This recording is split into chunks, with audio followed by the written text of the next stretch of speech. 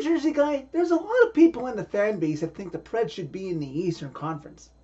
Kind of including me. Now, it makes sense when you think about it because it would cut down on travel and be a lot more feasible to just centrally stay in the Eastern Conference in the Central and Eastern time zones than those long, grueling road trips out to the West Coast of California and Canada. One thing's for sure, if they did move the Preds into the Eastern Conference, they would have to figure out a way for divisional realignment because the Preds should instantly be in the same division as the Boston Bruins.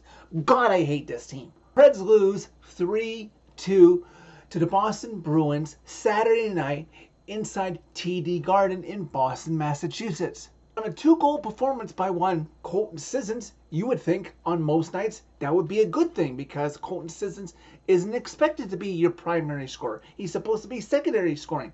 But on this night, nobody else showed up offensively, and though the Preds didn't play that bad defensively, 2 goals was not enough to beat this Bruins team, and the Preds have now alternated loss, win, loss. Preds special teams continues to stifle this team 3 games into the season.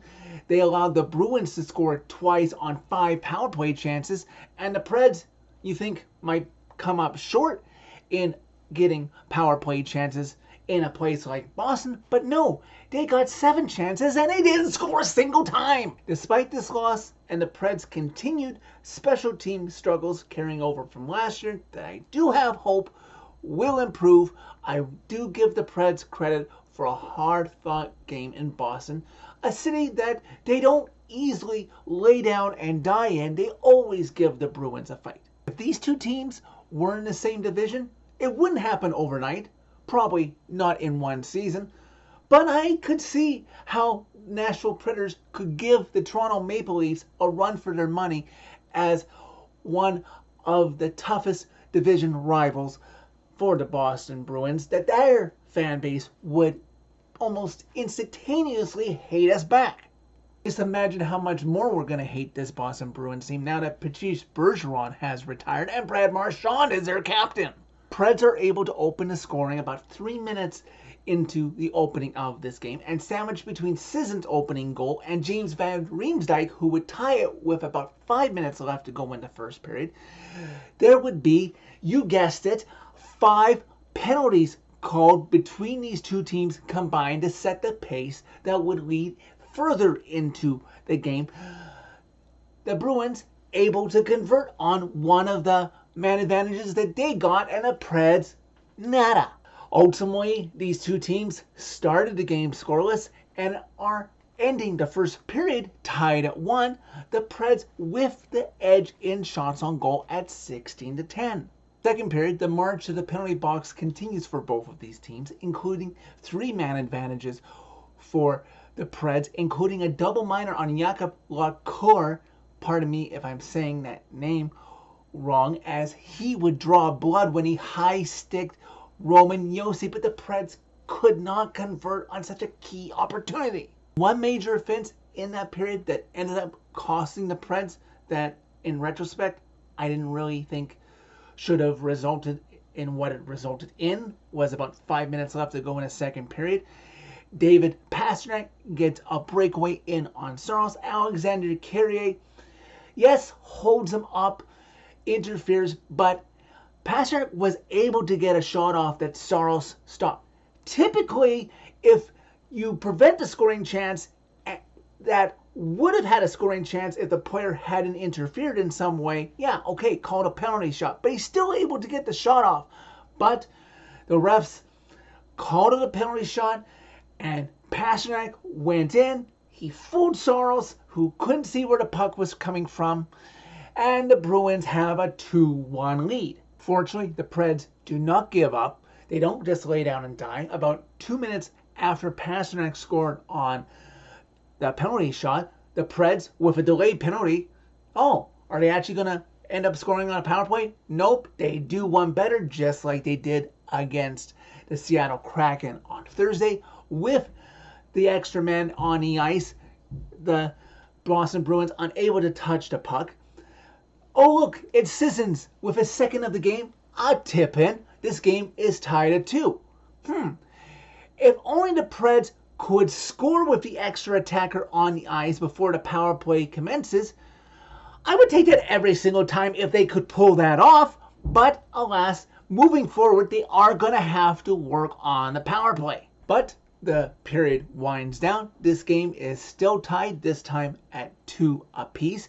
The Preds still maintaining their lead in shots on goal, outshooting the Bruins 13-11 for the second period. Unfortunately, things start to slip away for the Preds in the third period, including all 3 penalties that were called by the officials in the third period were all on the Preds, giving the Bruins time to keep the puck away from the Preds, preventing them from going on offense. Preds were outshot for the first time in any period in this game, only able to muster 7 shots on the road. Not something that is really beneficial to you getting the win. To their credit, the Preds maintained possession for almost the entire time late in the game when they pulled Saros and were trying to tie the game.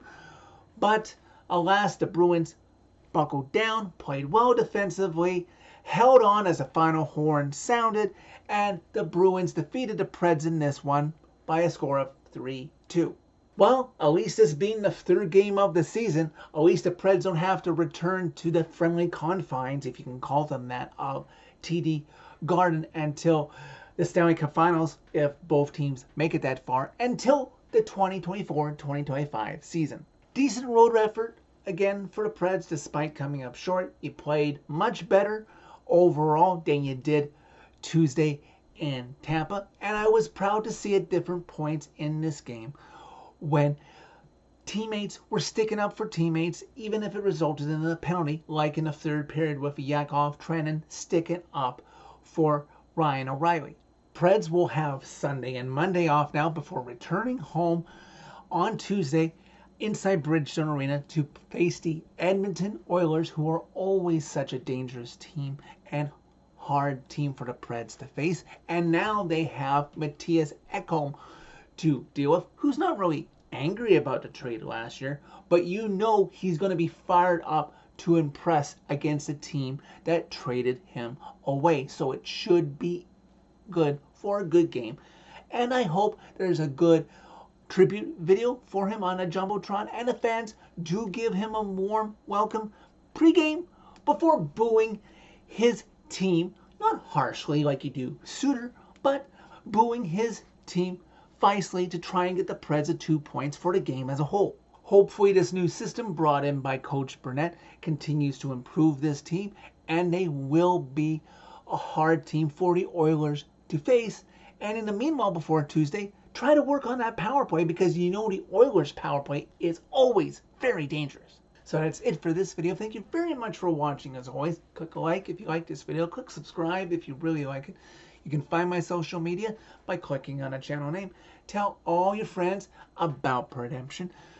1 win and 2 losses through the first 3 games of the season. Tough, but this is making for one hell of a team to watch this year compared to previous years.